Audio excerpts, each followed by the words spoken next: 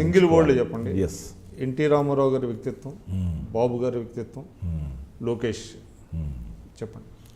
ఇప్పుడు దాకా మనం మాట్లాడుతున్న సబ్జెక్ట్ లాగా ఎన్టీఆర్ మాట, చంద్రబాబు బాట, లోకేష్ భవిత అంటే భవిష్యత్తు అంటే 3 జనరేషన్స్ ఎట్లయితే ఉన్నారో ఈ 3 జనరేషన్స్లో జరిగినటువంటి మార్పులకి అనుగుణంగా అనుసంధానం సింక్రనైజ్ చేసుకుని తీసుకెళ్లాల్సినటువంటి కాన్సెప్ట్.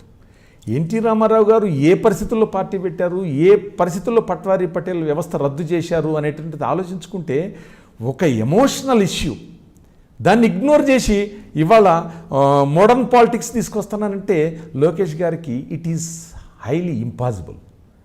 కానీ లోకేష్ గారు నేతృత్వంలో ఈ మార్పులకు అనుగుణంగా పార్టీని ట్రైనింగ్, లెర్నింగ్, ఈ మోటివేషన్ ఇవన్నీ తీసుకురాలేకపోతే ఈ పార్టీని 10 కాలాలు ముందుకు తీసుకెళ్ళడం అనేది కూడా ఇట్స్ హైలీ ఇంపాసిబుల్. కాబట్టి ఈ 3 జనరేషన్స్ ఉన్నట్టు 3 జనరేషన్స్లో జరిగిన మార్పులకు అనుగుణంగా ప్రతి ఒక్కటి అవసరమే. ఎన్టీఆర్ అనేది 3 అక్షరాల పేరు మనకి ఎమోషనల్ ఇష్యూ. అట్లాగే మీరు చెప్పండి, అంటే ఇప్పుడు ఆంధ్రాలో తెలుగుదేశం పార్టీ కొన్ని శిక్షణా శిబిరాలను నిర్వహిస్తుంది, తెలంగాణలో ఎందుకు నిర్వహించడం లేదు? అదే మొదట చెప్పినట్టు కార్యకర్తలకి మనోధైర్యం కోల్పోవడం కాదు, నాయకులే మనోధైర్యం కొంత కన్ఫ్యూజన్లో కోల్పోయారని నేను అన్నాను. కన్ఫ్యూజన్, మనకు భవిష్యత్తు ఉందా? ఇప్పుడు ఎక్కడైనా నాయకులను చూస్తాం, అరే ఎప్పుడు మనని మనం ప్రశ్నించుకోవటమే మిగులుతుంది. అది తెలుగుదేశంలో ఇప్పుడు కొనసాగుతుంది అంటారా? తెలంగాణ తెలుగుదేశంలో కూడా కొంత ఉంది.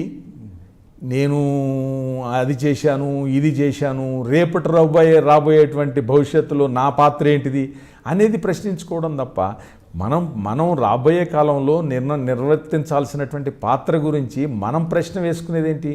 పార్టీ బాగుంటే మనం బాగుంటాం, వ్యవస్థ బాగుంటే మనం బాగుంటాం, దాంట్లో మనము క్రియాశీలకంగా ఉండాలి అని కోరుకోవాలి తప్ప ఏ యొక్క స్థానంలో ఉండాలనేది కోరుకునేటువంటి అవకాశం మనకు లేదు. ప్రజలు ఇస్తారు, లేకపోతే నాయకుడు ఇస్తాడు.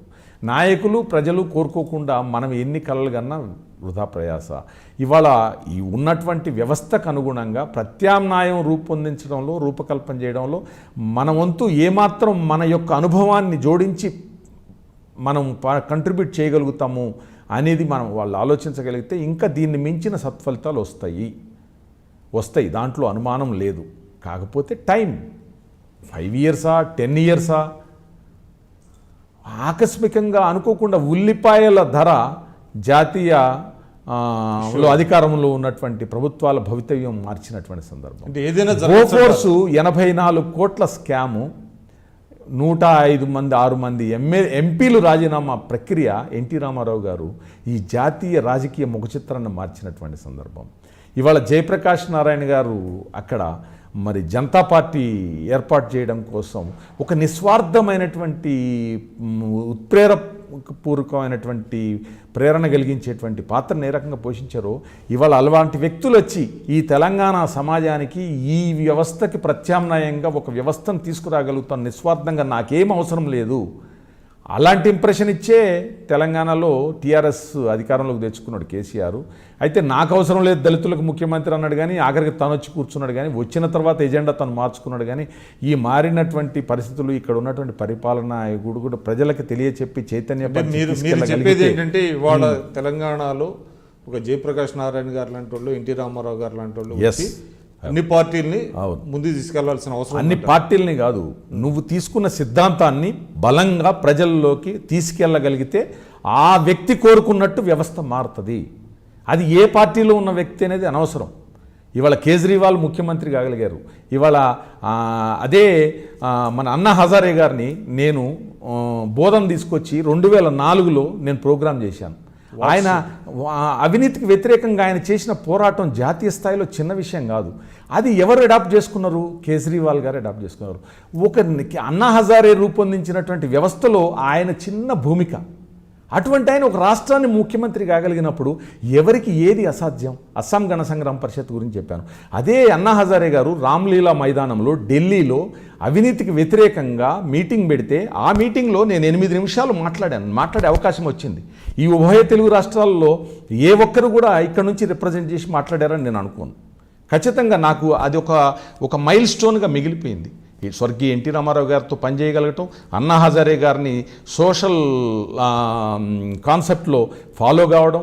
నేను సోషల్ ఆర్గనైజేషన్ ఇందూర్ ఫౌండేషన్ అని ఏర్పాటు చేశాను, integrated development of urban and rural areas. కానీ ఇందూర్ అంటే మా నిజామాబాద్ యొక్క ట్రెడిషనల్ నేమ్.